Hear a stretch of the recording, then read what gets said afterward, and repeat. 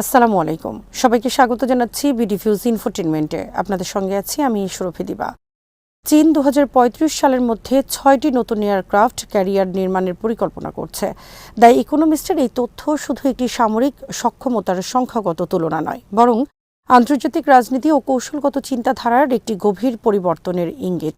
একই সময় যুক্তরাষ্ট্রের 3টি ক্যারিয়ার অবসর নেওয়ার ফলে 2035 নাগাদ যুক্তরাষ্ট্রের হাতে থাকবে আনুমানিক 11টি এবং চীনের হাতে 9টি ক্যারিয়ার। সংখ্যার এই কাছাকাছি অবস্থান স্বাভাবিকভাবেই একটি যৌক্তিক প্রশ্ন তোলে। চীন আসলে এই বিশাল ও ব্যয়বহুল এয়ারক্রাফট ক্যারিয়ারগুলো কী উদ্দেশ্যে ব্যবহার করতে চায়?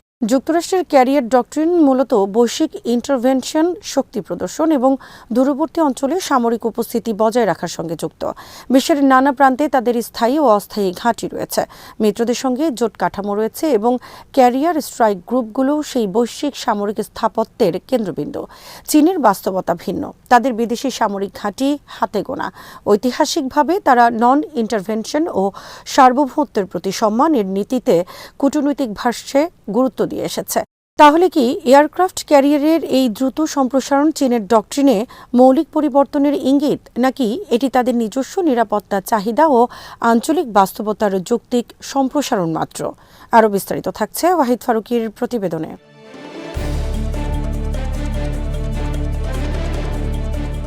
এই প্রশ্নের উত্তর খুঁজতে গেলে প্রথমে বোঝা দরকার এয়ারক্রাফট ক্যারিয়ার কী প্রতীক বহন করে। ক্যারিয়ার কেবল একটি ভাসমান বিমান ঘাঁটি নয়, এটি রাষ্ট্রের প্রযুক্তিগত সক্ষমতা, শিল্পভিত্তিক শক্তি, লজিস্টিক দক্ষতা এবং রাজনৈতিক আত্মবিশ্বাসের প্রকাশ। যুক্তরাষ্ট্র দ্বিতীয় বিশ্বযুদ্ধের পর থেকে ক্যারিয়ারকে বৈশ্বিক শাসন ব্যবস্থার প্রতি একটি হাতিয়ার হিসেবে ব্যবহার করেছে। কোরিয়া, ভিয়েতনাম, মধ্যপ্রাচ্য, বলকান, আফগানিস্তান প্রায় প্রতিটি বড় সামরিক অভিযানে ক্যারিয়ার স্ট্রাইক গ্রুপ ছিল প্রথম সারিতে। চীনের ইতিহাস ভিন্ন। 1970 থেকে 80 দশক পর্যন্ত তাদের নৌবাহিনী মূলত উপকূলীয় প্রতিরোধ, লিটারাল অপারেশনে সীমাবদ্ধ ছিল। তাদের সামরিক চিন্তায় মূল ফোকাস ছিল স্থলভাগে সম্ভাব্য আক্রমণ প্রতিরোধ, বিশেষ করে সোভিয়েত ইউনিয়ন ও পরে যুক্তরাষ্ট্রের প্রভাব মোকাবেলা। কিন্তু 1990-এর দশকের শেষ থেকে চীনের অর্থনৈতিক বিস্ফোরণ, বৈশ্বিক বাণিজ্যে একীভূত হওয়া এবং সমুদ্রপথে জ্বালানি ও কাঁচামালের উপর নির্ভরতা দ্রুত তাদের নৌচিন্তাকে বদলে দেয়। আজ চীনের প্রায় 80% জ্বালানি আমদানি সমুদ্রপথে আসে, যার বড় অংশ মালাক্কা প্রণালী দিয়ে। এই বাস্তবতা থেকে জন্ম নেয় মালাক্কা ডিলেমা। এয়ারক্রাফট ক্যারিয়ার এখানে একটি প্রতিরোধমূলক উপাদান, সমুদ্রপথে চীনের স্বার্থ রক্ষার একটি মোবাইল প্ল্যাটফর্ম।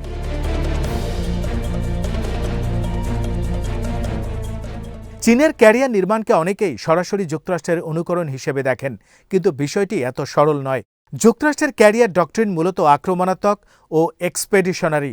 চীনের ক্ষেত্রে এটি এখনও মূলত প্রতিরোধ ও অঞ্চলভিত্তিক। দক্ষিণ চীন সাগর, পূর্ব চীন সাগর, তাইওয়ান প্রণালী, এই 3টি অঞ্চল চীনের নিরাপত্তা চিন্তার কেন্দ্রে রয়েছে।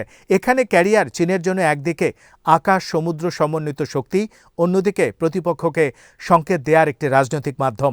তাইওয়ান প্রশ্নে ক্যারিয়ার বিশেষভাবে গুরুত্বপূর্ণ। যুক্তরাষ্ট্র যদি সংকটকালে ক্যারিয়ার স্ট্রাইক গ্রুপ পাঠায়, চীনের নিজস্ব ক্যারিয়ার উপস্থিতি সেই ভারসাম্যে প্রভাব ফেলতে পারে। এটি কেবল সামরিক নয়, মনস্তাত্ত্বিক এবং কূটনৈতিক হিসাবও।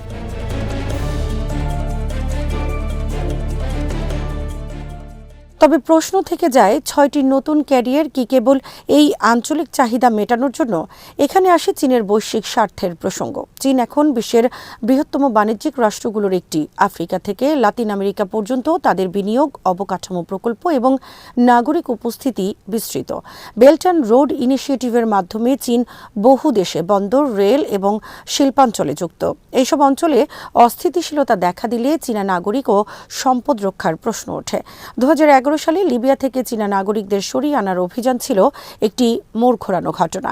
তখন চীনের সীমিত নৌ ও বিমান সক্ষমতা তাদের স্পষ্ট দুর্বলতা দেখিয়েছিল। এয়ারক্রাফট ক্যারিয়ার এই ধরনের নন কম্ব্যাটেন্ট ইভাকুয়েশন অপারেশনে একটি শক্তিশালী হাতিয়ার হতে পারে। অর্থাৎ চীনের ক্যারিয়ার ডক্ট্রিন কেবল যুদ্ধ নয়, সংকট ব্যবস্থাপনা ও নাগরিক সুরক্ষার দিকেও ধীরে ধীরে বিস্তৃত হচ্ছে।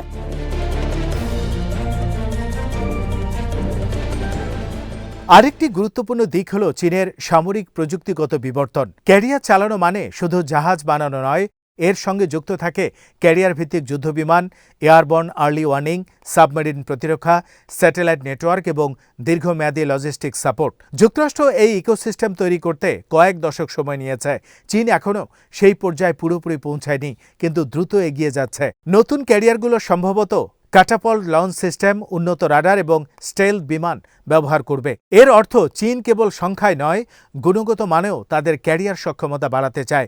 এই সক্ষমতা কি ভবিষ্যতে ইন্টারকন্টিনেন্টাল প্রেজেন্সে রূপ নেবে? সম্ভাবনা উড়িয়ে দেয়া যায় না, তবে এটি হবে ধাপে ধাপে। যুক্তরাষ্ট্রের মতো হঠাৎ বৈশ্বিক সামরিক ছায়া বিস্তার করা নয়।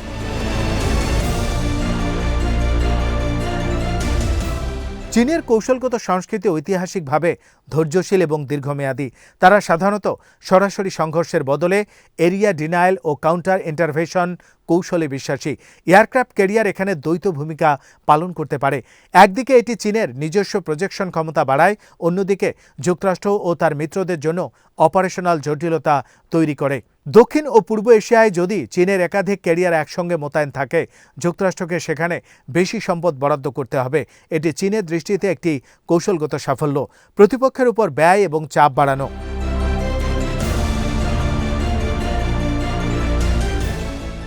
এখানে ডকট্রিন পরিবর্তনের প্রশ্নে আসা জরুরি। চীনকেই তাদের ঘোষিত নন ইন্টারভেনশন নীতিকে পরিত্যাগ করবে? সম্ভবত সম্পূর্ণভাবে নয়, বরং তারা নীতির ভাষা ও প্রয়োগের মধ্যে ধীরে ধীরে ফাঁক তৈরি করবে।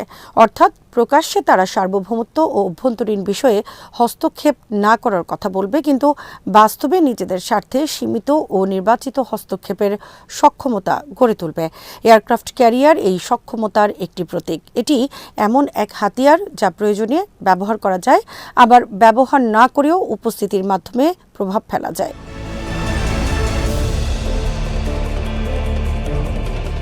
আরেকটি গুরুত্বপূর্ণ মাত্রা হল মিত্রতা এবং অংশীদারিত্ব। যুক্তরাষ্ট্রের ক্যারিয়ার ডক্ট্রিন জোট নির্ভর। ন্যাটো, জাপান, দক্ষিণ কোরিয়া, অস্ট্রেলিয়া এই মিত্ররা মার্কিন ক্যারিয়ার উপস্থিতিকে স্বাগত জানায়। চীনের ক্ষেত্রে পরিস্থিতি ভিন্ন। তাদের সামরিক মিত্র কম, কিন্তু অংশীদার অনেক। পাকিস্তান, ইরান, রাশিয়ার সঙ্গে সম্পর্কের ধরন ভিন্ন ভিন্ন। ভবিষ্যতে চীনের ক্যারিয়ার যদি ভারত মহাসাগর বা আফ্রিকার উপকূলে যায়, তবে তা হবে সম্ভবত যৌথ মহড়া, অ্যান্টি পাইরেসি বা মানবিক সহায়তার ব্যানারে। এই ধরনের উপস্থিতি ধীরে ধীরে আন্তর্জাতিক গ্রহণযোগ্যতা তৈরি করতে পারে, ঠিক যেমন যুক্তরাষ্ট্র একসময় করেছিল।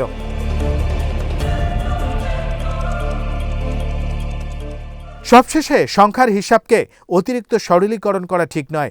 11 বনাম 9 ক্যারিয়ার মানে সরাসরি সমতা নয়। যুক্তরাষ্ট্রের ক্যারিয়ার অপারেশনাল অভিজ্ঞতা, বৈশ্বিক ঘাঁটি এবং লজিস্টিক নেটওয়ার্ক এখনও অনেক এগিয়ে, কিন্তু চীনের লক্ষ্য সম্ভবত যুক্তরাষ্ট্রকে হুবহু নকল করা নয়, বরং তাদের নিজস্ব ভূরাজনৈতিক বাস্তবতায় একটি কার্যকর ক্যারিয়ার ফোর্স গড়ে তোলা।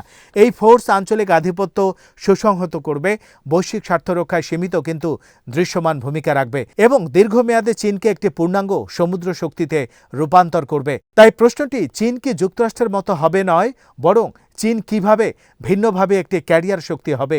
এই প্রশ্নের উত্তরই আগামী দশক আন্তর্জাতিক রাজনীতির একটি বড় অংশ নির্ধারণ করবে।